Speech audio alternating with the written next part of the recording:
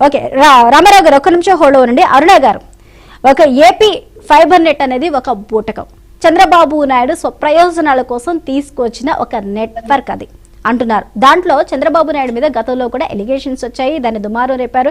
Skill development కేసుకు సంబంధించి చంద్రబాబు నాయుడిని అరెస్ట్ చేసినప్పుడు ఈ అంశాలన్నీ కూడా కోర్టులో వారి తరపున లాయర్లు వన్ బై వన్ వీటన్నిటిని కూడా అటాచ్ చేసుకుంటూ వెళ్ళిపోయారు. మరి ఇప్పుడు ఎందుకు మాట్లాడడం లేదు? లీగల్ ప్రాసెస్ ఏ నాయకుడు కూడా వైఎస్ఆర్సీపీ నుంచి వచ్చి ఇది అన్యాయం అని చెప్పేసి ఒక్కరి తరపున కూడా మాట్లాడలేదు, ఎందుకంటారు? మేడం, మీరు గత వైసీపీ హయాంలో జరిగిన నియామకాలన్నీ కనుక మీరు ఒకసారి గమనించుకున్నట్టయితే మొట్టమొదటిగా వాలంటీర్ల నియామకం ఫస్ట్ మనం చెప్పుకుందాం. వాలంటీర్ల నియామకం వచ్చి వాళ్ళు అసలు ఉద్యోగులే కాదు అని చెప్పేసి కేవలం సేవ మాత్రం వాళ్ళకి చేస్తుంది, వాళ్ళకి కేవలం మనం గౌరవ వేతనం మాత్రమే ఇస్తున్నాము, అది ఉద్యోగమే కాదు అని చెప్పేసి వీళ్ళే వాలంటీర్లతోటి 2024 మార్చి తోటి వాళ్ళ టైం ఎండ్ అయ్యేలాగా అగ్రిమెంట్ల మీద సంతకం చేయించి ఆ విషయం వాలంటీర్లకు కూడా తెలియనియకుండా నియామకాలు చేపట్టినటువంటి పార్టీ వైసీపీ పార్టీ.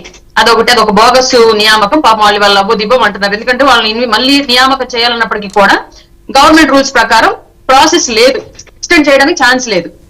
రెండోది సచివాలయ ఉద్యోగులను కూడా మొదటగా గవర్నమెంట్ ఉద్యోగులు రిక్రూట్ చేసుకుంటూ గవర్నమెంట్ పే స్కేల్ ప్రకారం శాలరీస్ వాళ్ళకి ఇవ్వకుండా మొదటగా నియామకాలు చేపట్టిన వాళ్ళలో కూడా మళ్ళీ సంవత్సరం తర్వాత వాళ్ళు ఉద్యమం స్టార్ట్ చేసి ప్రభుత్వ వ్యతిరేక వాయిస్ అనేది మొదలు పెట్టిన తర్వాత మళ్ళీ ఇంకొకసారి మళ్ళీ ఎంట్రన్స్ టెస్టులు పెట్టి అందులో సగం మందిని విడుదల చేసేసి ఎవరైతే వైసీపీకి ఫేవర్ గా వర్క్ చేస్తున్నారని చెప్పేసి స్థానికంగా ఉన్న నాయకులు రిపోర్ట్ ఇచ్చారో వాళ్ళని మాత్రం రిక్రూట్ చేసుకుంటూ కొంతమందిని మళ్ళీ ఆ వ్యవస్థ నుంచి తొలగించేసి మళ్ళీ కొంతమంది కొత్త వాళ్ళని జాయిన్ చేసి అదొక రకంగా ఒక రకమైనటువంటి మోసం అదొకటి చేశారు. ఇది మళ్ళీ ఏపీ ఫైబర్ నెట్ కూడా క్లియర్ గా వీళ్ళని కూడా ఎలాంటి ఫార్మాట్ ప్రకారం ఎలాంటి ఎలిజిబిలిటీ లేకుండా వాళ్ళని తీసుకున్నారు. ఇందాక ఆయన అన్నారు రామారావు గారు, చంద్రబాబు నాయుడు గారు ఒక బోగస్ వ్యవస్థను తీసుకొచ్చారని చెప్పేసి. నాకు తెలియకడుగుతానండి, 5 ఏళ్ల పాటు బోగస్ వ్యవస్థ అని ఇవాళ మీ నోటితో మీరే చెప్తున్నటువంటి మీ వ్యవస్థ 5 ఏళ్ల పాటు ఎందుకు ఆ వ్యవస్థని ఏపీ ఫైబర్ నెట్ ని లేదా డిజిటల్ కార్పొరేషన్ ఎందుకు ప్రక్షాళన చేయలేదు? ఎందుకు ఆ కార్పొరేషన్ క్యాన్సిల్ చేయలేదు? దానిలో ఉన్నటువంటి నిధులను ఎందుకు వేరే వాటికి మళ్లించకుండా లేదా ఆ నిధులను మళ్ళీ కేటాయించడం క్యాన్సిల్ చేయకుండా ఆ వ్యవస్థను 5 ఏళ్ల పాటు మీరే ఎందుకు వాడుకున్నారు?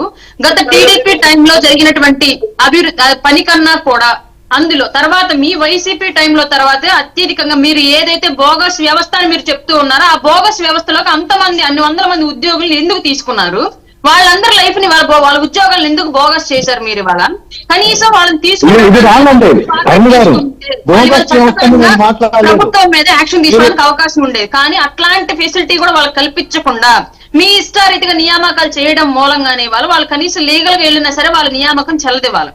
అట్లాంటి దౌర్భాగ్య స్థితిని ఆంధ్రప్రదేశ్ లో ఆ నిరుద్యోగులకు ఎందుకు మీరు కల్పించారు?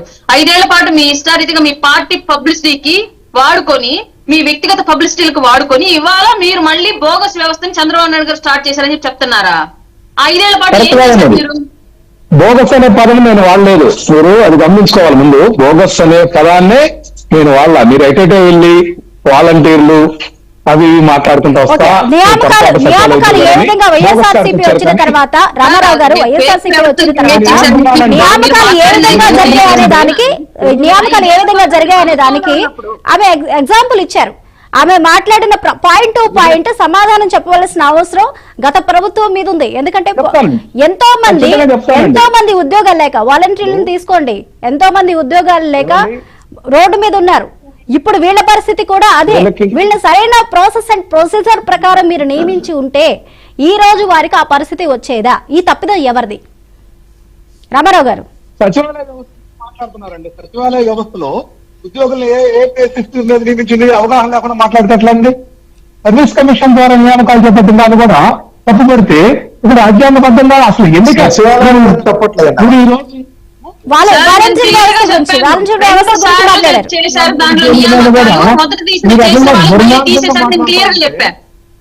ప్రజాస్వామ్యంలో విలువలేవి. అసలు ఈ ఎన్నిక రాజ్యాంగబద్ధంగా జరగలేదంటాను నేను.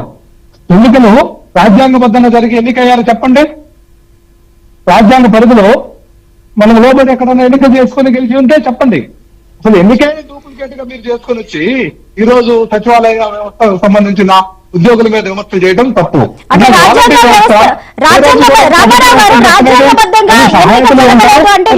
ప్రజాస్వామ్యాన్ని వ్యతిరేకిస్తున్నారా లేకపోతే ఓటింగ్ సిస్టమ్ వ్యతిరేకిస్తున్నారా? చెప్పండి.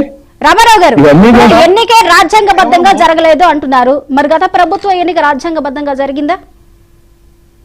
రాజ్యాంగబద్ధంగా ఎన్నిక జరగాలంటే ఏంటి మీ ఉద్దేశం? దాని గురించి మెజర్మెంట్స్ ఏంటి మీకు? రాజ్యాంగబద్ధంగా ఎన్నిక జరగాలంటే ప్రజాస్వామ్యంలో, ప్రజా వ్యవస్థలో ప్రజల ఓట్లు అంటే ఏ బేసిస్ మీద దాన్ని రాజ్యాంగబద్ధం కాదని అంటారు మీరు. తోటి కూడినటువంటి రాజకీయాలు చూసుకో. ఖచ్చితంగా మంచి వ్యవస్థ రావాలి, ప్రజాపాలనలో మంచి వ్యవస్థ రావాలి, ప్రజల ప్రభుత్వాన్ని ప్రజాస్వామ్యానికి చెప్పినటువంటి నిర్వచనాలు ముందుకు తీసుకురావాలి. అట్లాగే గ్రామ స్వరాజ్య కళ్ళ ఏదైతే గాంధీ మహాత్ముడు బోధించినటువంటి అంశాన్ని తీసుకొని సచివాలయాలు నిర్మించడంలో కానీ, పారదర్శకంగా అవినీతి రహితంగా కేవలం ఏదైతే దళారులు లేకుండా, జన్మభూమి కమిటీలు లాంటి వాళ్ళు రికమెండేషన్స్ లేకుండా అర్హులైనటువంటి లబ్ధిదారులకు డీబీటీ ద్వారా డైరెక్ట్ గా. ఓకే రామారావు గారు సంక్షేమ పథకాల గురించి తర్వాత మాట్లాడదామండి. గత ప్రభుత్వం ఇచ్చిన నవరత్నాలు గానీ, సంక్షేమ పథకాలు గానీ రామారావు గారు ఇప్పుడు మనం ప్రస్తావించవద్దు, మనకంత సమయం కూడా మనకి ఇప్పుడు దొరకదు. మరొకసారి దాని గురించి మాట్లాడదాం. సంక్షేమ పథకాలు ఇప్పుడు ప్రస్తావన కాదు, జరిగిన ఫైబర్ నెట్ లో జరిగిన అవినీతి, అక్రమ నియామకాల గురించి మనం మాట్లాడుతున్నాం. ఒక నిమిషం హోల్డ్ ఉండండి మస్తాన్ రావు గారు, గతంలో ఆర్జీవీ పైన కూడా సోషల్ మీడియాకి సంబంధించి అసభ్యకర పోస్టులు పెట్టారు అంటూ కూడా ఆయన అరెస్ట్ చేయడానికి వెళ్లడం జరిగింది, నోటీసులు ఇచ్చామని చెప్పారు. కానీ ఇప్పటివరకు ఆర్జీవీని అరెస్ట్ చేసిన దాఖలా లేవు. మరొకసారి ఈ ఫైబర్ నెట్ కు సంబంధించి ఇక్కడ నిధులు అటువైపు మళ్ళీ ఆర్జీవీకి సంబంధించి వ్యూహం సినిమాకి సంబంధించి 1.15 లక్షల రూపాయల వరకు అక్రమంగా ఆయన అకౌంట్ లోకి వెళ్ళాయి అంటూ కూడా వారు అధికారికంగా చెప్తున్నారు. నోటీసులు ఇస్తామని చెప్తున్నారు, 15 రోజులు గడిపిస్తున్నారు. మరి గతంలో సోషల్ మీడియాకు సంబంధించి ఆర్జీవీని అరెస్ట్ చేయలేకపోయింది ఏపీ ప్రభుత్వం. మరి ఇప్పుడు ఇది కూడా ఒక ప్రకటన చేసి ఒక నోటీస్ ఇచ్చి వదిలేస్తారా, లేకపోతే ప్రాపర్ యాక్ట్ అనేది ఇక్కడ ఉంటుందంటారా? మస్తాన్ రావు గారు.